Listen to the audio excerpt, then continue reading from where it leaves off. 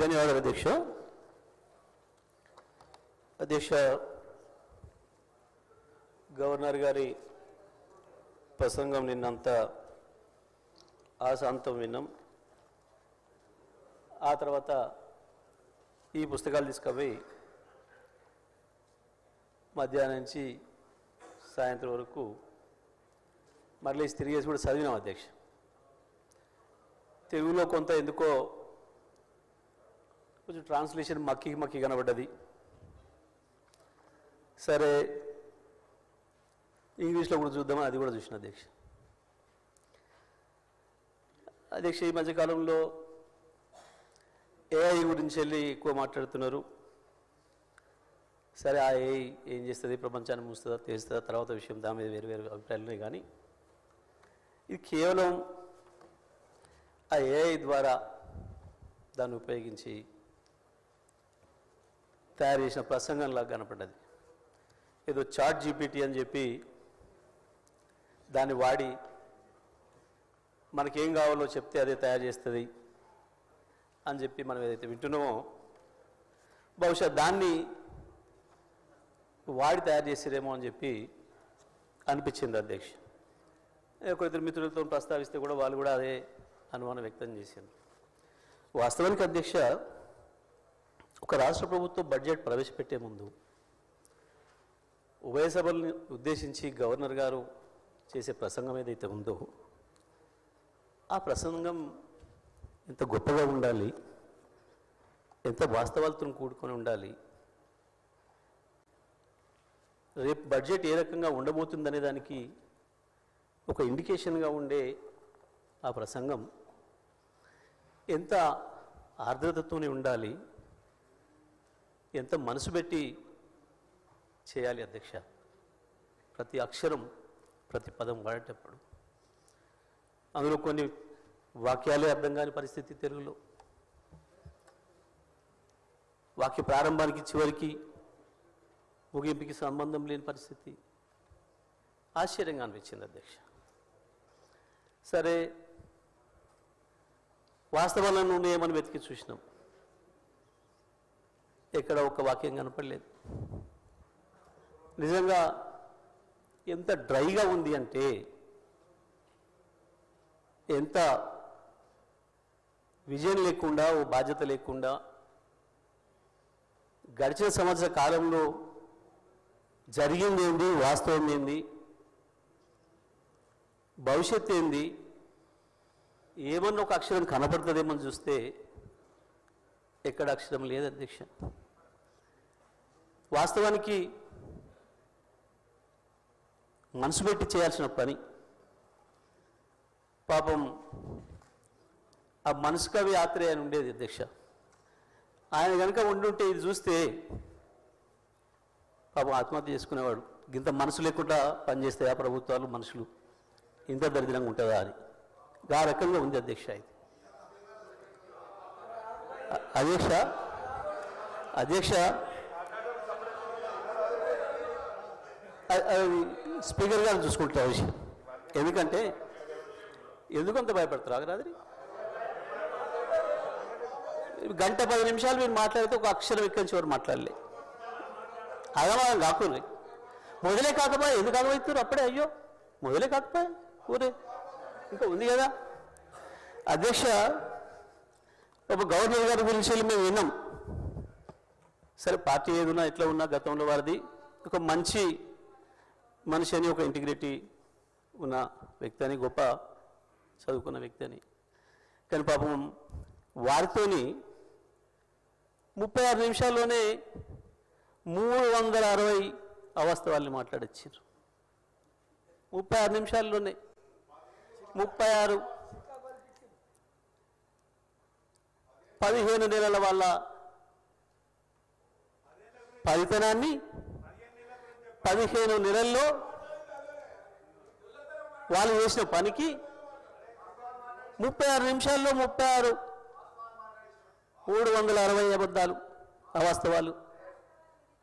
నిజంగా కూడా పాపం గవర్నర్ గారు మనసు ఎంత గించుకుందో వాళ్ళు చదవటానికి. ఇంగ్లీష్లో అర్థమై ఉంటుంది, ఇంగ్లీష్లో అర్థమై ఉంటుంది అధ్యక్ష. నాకు తెలిసి మనస్ఫూర్తిగా చదవలేదు, గవర్నర్ గారు కూడా మనస్ఫూర్తిగా చదివి ఉండరు అధ్యక్ష. అది నాకు తెలిసి ఎట్టి బస్సులో గవర్నర్ గారు మనసుతో మాత్రం చదవలేదు అధ్యక్ష. పాపం చాలా మెకానికల్గా చదివి ఎప్పుడు వెళ్ళిపోవడం అన్నట్టునే పోయారు పాపం అధ్యక్ష. సరే, ఇది ఒకవైపు అధ్యక్ష. నేను చదివిన మిత్రులతో మాట్లాడుతున్నా, దీన్ని ఎక్కడ మొదలు పెట్టాలి, ఎక్కడికి పోవాలి, ఇది నేను ఆలోచన చేస్తూ ఈ మధ్యకాలంలో నేను రైతుగా జరుగుతున్న పరిణామాలు, వ్యవసాయ రంగంలో వస్తున్న పరిస్థితులు, ఎండిపోతున్న పంట పొలాలు, ఎక్కువ తిరుగుతున్నా కాబట్టి అక్కడ రైతుల దగ్గరికి వెళ్తున్నా, రైతులతోనే ఉంటున్నా కాబట్టి ఆ రైతుల్ని కలిసి మధ్యకాలంలో ఎక్కువ మాట్లాడొచ్చు కాబట్టి ఒక్కసారి అదే రైతులతో ఒకసారి మాట్లాడి చూద్దాం. అయా రాష్ట్ర ప్రభుత్వం గవర్నర్ గారి చేత ఈ రకంగా మాట్లాడించింది ఇవాళ. సరే, నేను వచ్చిన ప్రతిసారి మీరు నీళ్ళ గురించి కొట్లాడండి సార్, జర అసెంబ్లీలో మాట్లాడండి సార్ అని అడుగుతున్నారు. నాకు అవకాశం వస్తే మాట్లాడతా అని చెప్పిన, ఇక్కడ మరి స్పీకర్ గారు ఇస్తే కదా మాట్లాడాల్సింది మేమని. సరే, నా అదృష్టం కొద్దీ మా అధ్యక్షుల వారు మార్చుకున్నారు, కేసీఆర్ గారు దీనిపైన నన్నే మాట్లాడమని చెప్పిండ్రు. ధన్యవాదాలు వారికి. మీ ముఖ్యమంత్రి కంటే దూరంగా ఏం లేడు, రెండు కామెంట్స్ బంద్ చేయండి. ఇక మీ ముఖ్యమంత్రి కంటే దగ్గరనే ఉన్నాడు. ఎక్కువ మాట్లాడదు, ఇక నాకు ముందట ఎక్కువ మాట్లాడుకొని మూసుకోండి. అధ్యక్ష, మాట్లాడితే ఆ రైతులకే వినిపిద్దాం ఈ విషయం కూడా అని మొత్తం చదివినిపించిన అధ్యక్ష తెలుగులో ఫోన్లోనే. నేను మనం పోయినప్పుడు ఒక తండ పోతుంటే ఇటువైపు మళ్ళీ పెద్ద మట్టి గుట్టలు కనబడుతున్నాయి. ఆగిన మళ్ళీ ఎందుకు వచ్చినాయి ఈ గుట్టలు, మట్టి గుట్టలు అని. బావులు తీయడం మొదలైంది అధ్యక్ష. మళ్ళీ సరే చూద్దాం ఈ బావికి ఎంత ఖర్చు అయింది, నీళ్ళని ఊరుతున్నాయని చెప్పి కారు దిగి బావి దగ్గర పోయినప్పుడు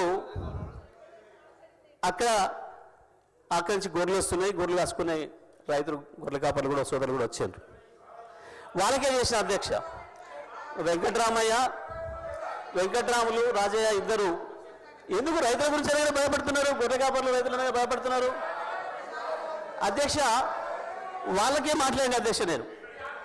ఎందుకంటే ఇది ప్రజలకు సంబంధించిన బడ్జెట్ కాబట్టి ప్రజలతోనే మాట్లాడినా మీలాగా కమిషన్లు ఇచ్చినట్టు మాట్లాడలేదు. నేను రైతులతో మాట్లాడిన అధ్యక్ష. మా వెంకటరామయ్య, మా రాజన్న ఇద్దరికి వినిపించిన, మా రవినాయక్ కూడా వినిపించి ఇది ఏం మాట్లాడలేదు, దీని మీద నేను ఎట్లా అనిపిస్తుంది అని అడిగిన. ఇలా మీకు అర్థం కాదే ఉంది సార్, దీంట్లో మా ఊర్లే వెంకటయ్య అని ఉండే, ఆయన ఊర్లో ఏతుల వెంకటయ్య కూడా అందరూ ఆన్ కథ ఉంది ఇలా అన్నారు. ఏం కథ అని అడిగిన. ఏ లేదయ్యా, ఒకరోజు పొద్దున్నే ఆయన భార్య సర్పంచ్ కాడికి వచ్చింది. ఆయన భార్య సర్పంచ్ కాడికి వచ్చి కంప్లైంట్ చేసింది, మా వెంకటయ్య నన్ను కొట్టిండు, జర పిలిపించి మాట్లాడమని చెప్తే ఆయన పిలిపించిండు పెద్ద మనిషి. ఎందుకు కొట్టి ఏం సంగతి అని అడిగితే, నేను మా అమ్మగారింటికి నువ్వు పాలు వేయొద్దుమని అన్నాడు, నేను పోస్తా అన్నా. నువ్వు పాలు వేస్తే ఊరుకోను అన్నాడు, నేను పోసి తీరుతానంటే నన్ను కొట్టిండు. పాలెక్కడి, నీకు బర్రె లేదా పాలెక్కడి అని చెప్పి ఆయన పెద్ద మనిషి అడిగింది అధ్యక్ష. అడిగితే నాకు 4 బర్రెలు ఉన్నాయి అన్నాడు అధ్యక్ష. ఈ 4 బర్రెలు ఎక్కడిదా, నీకు ఒకటి కూడా లేకపోయా, మా ఊరందరం చూస్తుంది 50 మంది ఉన్నాం, అందరూ తెలుసు, నీకు బర్రెలు లేవా ఎక్కడిదా అంటే, అధ్యక్ష పోయిన బర్రె దొరికితే, సచ్చింది బతికితే, పోయింది దొరికితే, మా అత్తగారు ఒకటి పెడితే నేను ఒకటి కొంటే నాకు 4 బర్రెలు ఉంటాయి, నాకెందుకు 4 బర్రెలు అన్నాడు. ఇది కూడా అట్లనే ఉంది అధ్యక్ష ఈ గవర్నర్ గారి ప్రసంగము. అంతకు మించి ఒక అక్షరం కూడా తేడా లేదు. ఎక్కడ ఇచ్చారు అధ్యక్ష? రైతులకు రుణమాఫీ చేసినారు, రైతు భరోసా ఇచ్చినారు, 12,000 రూపాయలు నా ఈడిఎస్ కార్మికులకు ఇచ్చినారు, 12,000 రూపాయలు నా ఆటో కార్మిక సోదరులకు ఇచ్చినారు. 2,500 రూపాయలు మా మహాలక్ష్మి అక్క చెల్లెలకు ఇచ్చినారు. రైతులకు బోనస్ ఇచ్చినారు. టోన్ బంగారం ఇచ్చినారు. ఏది ఇచ్చిన అధ్యక్ష? నా విద్యార్థి సోదరులకు స్కూటీలు ఇచ్చినారు. అధ్యక్ష 2 లక్షల ఉద్యోగాలు ఇచ్చి సంతోషంగా పెట్టినారు. ఎక్కడిచ్చింది అధ్యక్ష? ఎక్కడిచ్చి?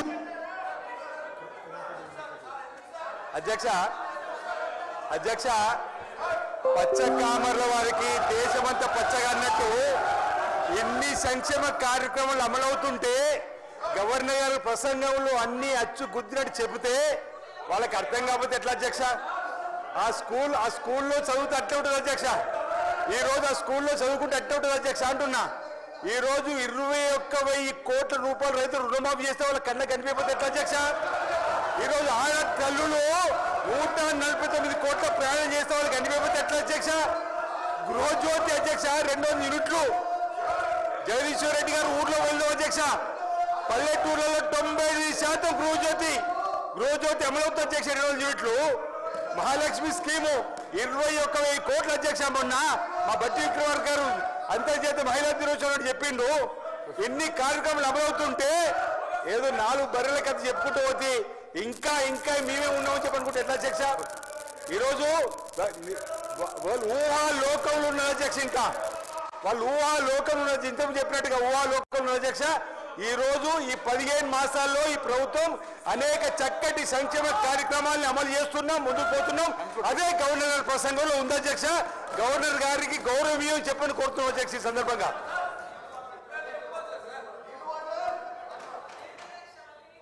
సార్ గౌరవ సభ్యులు మాట్లాడి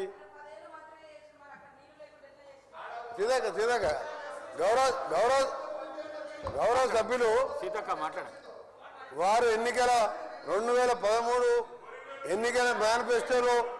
ఎన్నికల మేనిఫెస్టోలో కానీ మేనిఫెస్టో కంటే ముందు ఆయన పార్టీ పెట్టినప్పుడు కానీ ఒక అధికారానికి వచ్చేటప్పటికి ఒక 10 లక్షల సార్లు దళితుని ముఖ్యమంత్రి చేయకపోతే నా మెడ మీద తల ఉన్నది అన్నాడు. నువ్వు ఇంప్లిమెంట్ చేసినావా? ఆఖరి దళితుడికి 3 ఎకరాల భూమి ఇస్తా, బోరేస్తా, మోటార్ ఇస్తా, 1.5 ఎకరం ఉంటే 1.5 యాడ్ చేస్తా, ఆయన ధనవంతం చేస్తాను. చేసినావా? చేయలే. మూడవది, ఒక దళితుడు ప్రతిపక్ష నాయకులు ఉంటే సంతలో పశువుల్లాగా ఎమ్మెల్యేలు కొనుక్కొని ప్రతిపక్ష హోదా లేకుండా చేసి దళిత వ్యతిరేకంగా నిరూపించుకున్నావు. ఇకపోతే తగ్గించ ఇంటికో ఉద్యోగం, డబుల్ బెడ్రూమ్, నీ బిడ్డలు తేడమనుకుంటారు. నీ చెప్పమంటావా? 1,00,000 అబద్ధాలు ఆడి 2 సార్లు అధికారంలోకి వచ్చిన మీరు మేము చేసిన కార్యక్రమాలు 1,00,000 కోట్ల మంది ఇలా ఆర్టీసీలో ఉచితంగా మహిళలు ప్రయాణం చేస్తున్నారు. చూస్తలేవా? 50 లక్షల కుటుంబాలకు 200 యూనిట్ల వరకు ఉచితంగా ఈ రోజు కరెంట్ ఇస్తున్న మాట వాస్తవం కాదు. ఒక ఇంటికి 600-700 అంటే సంవత్సరానికి 7,000 రూపాయలు ఇలా మిగులుస్తున్నాం. ఇంకా చేసే కార్యక్రమాలు ఉన్నాయి. ఇప్పుడే మా సోదరుడు చెప్పినట్టు, శ్రీనివాస్ గారు చెప్పినట్టు 21 కోట్లు మన జిల్లాలో ఎన్ని వచ్చిన లెక్క వెళ్తే ఆ సభ్యునికి 2 లక్షల లోపు మీరు 1,00,000 అని చెప్పి 5 ఇన్స్టాల్మెంట్లో ఇస్తే 20,000 వడ్డీకి సరిపోయిన అధ్యక్ష. అంటే 15 నెలల్లో ఇన్ని చేసిన వాళ్ళం. మాకు ఇంకా 3-4 సంవత్సరాల సమయం ఉన్నది. ఇవన్నీ చేసి చూపిస్తాం. తొందరగా పడతాం. అసలు నువ్వు దళిత ముఖ్యమంత్రి అని ఇన్ని లక్షల మంది దళితులు మోసం చేసి ఇలా బీసీ కులగాలను చేస్తే కేసీఆర్, కేటీఆర్, హరీష్ రావు పార్టిసిపేట్ చేయలే. అంటే మీకు ప్రజల మీద ప్రేమ లేదు. అధికారం కోసం తప్పుడు వాగ్దానాలు, 1,00,000 వాగ్దానాలు ఇచ్చును.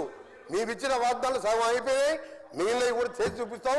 తొందర వరకు నువ్వు పోయి రైతుల దగ్గర కాదు, రైతుల కోసం ఎవరేం చేసిండు, నారాయణ డ్యామ్ ఎవరు కట్టిండు, శ్రీరామ్ సాగర్ ఎవరు కట్టిండు, శ్రీశైలం ఎవరు కట్టిండు, SLBC నుంచి ఎవరు కట్టిండు, కల్వకుర్తి ఎవరు కట్టిండు, నెట్టెంబాడు, ఇవన్నీ చెప్పాలని చాలా ఉన్నాయి.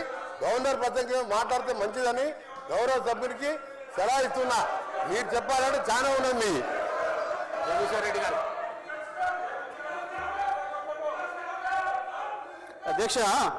అధ్యక్ష తలసాని శ్రీనివాస్ అధ్యక్ష మీ ద్వారా లెజిస్లేటివ్ అఫైర్స్ మినిస్టర్ గారు డిప్యూటీ సీఎం గారిని రిక్వెస్ట్ చేస్తున్నా అధ్యక్ష. అంటే సభ సాంప్రదాయాల ప్రకారం నడవాలా. ఇప్పుడు మీ సభ్యులు మాట్లాడారు, మీ సభ్యులు ఇప్పుడు మీ ఇద్దరు సభ్యులు మాట్లాడారు అధ్యక్ష. గవర్నర్ గారి అడ్రస్ మీద ఈరోజు సెషన్ అంతా నడవాలి అని మీరు అవకాశం ఇచ్చారు అధ్యక్ష. ఇట్లా ఇంటర్వ్యూన్ అయ్యి మీరేదైనా చెప్పాలనుకుంటే లాస్ట్లో చెప్పండి, అంతేగాని మీరు మధ్యలో ఇట్లా డిస్టర్బెన్స్ చేసి తూకిత్తా మైకిత్తా అనుకుంటా పోతామంటే మరి సభ నడుస్తుందా? మీరు ఆలోచన చేయాలి. ఎందుకంటే ఈరోజు సభ మర్యాదలని అధికార పక్షమే కాపాడలేకపోతే ఇంకెవరు కాపాడుతారు అధ్యక్ష? దయచేసి మీరు కూడా మా రిస్కులోకి రావాల్సినటువంటి అవసరం ఉంది అధ్యక్ష. వాళ్ళు చేతులు ఎవరు లేపంగానే వాళ్ళకి అవకాశాలు ఇస్తే ఏం జరిగింది 10 ఏళ్ళల్లో, ఇప్పుడు ఏం జరుగుతుంది? ఓకే మాట్లాడతారు, జగదీష్ రెడ్డి గారు మాట్లాడుతున్నారు, వారికి అవకాశం వారు కంప్లీట్ అయిన తర్వాత మీరు మాట్లాడితే మాట్లాడుకోండి, అంతేగాని మధ్యలో డిస్టర్బెన్స్ చేసుకుంటా మీరు రాసుకొని వారు ఏమి మాట్లాడారో దాంట్లో మీరు రిప్లైలు ఇవ్వండి. అట్లా కాకుండా ప్రతిసారి మధ్యలో అంటే సభ నడవదు అధ్యక్ష.